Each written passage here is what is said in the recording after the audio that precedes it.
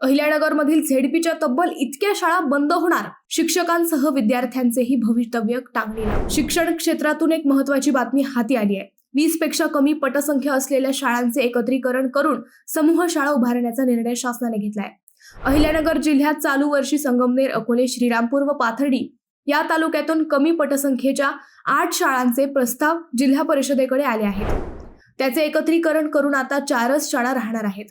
राज्यात 20 पेक्षा कमी पटसंख्येच्या सुमारे 14,783 शाळा सुरू असून यामध्ये 1,85,000 विद्यार्थी शिकत आहेत।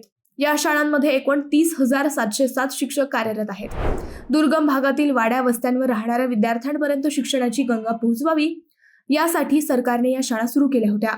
मात्र आता या शाळांचे रूपांतर समूह शाळांत केले जाणार आहे। पण मंडळी, या निर्णयास विरोध करण्यात येत आहे।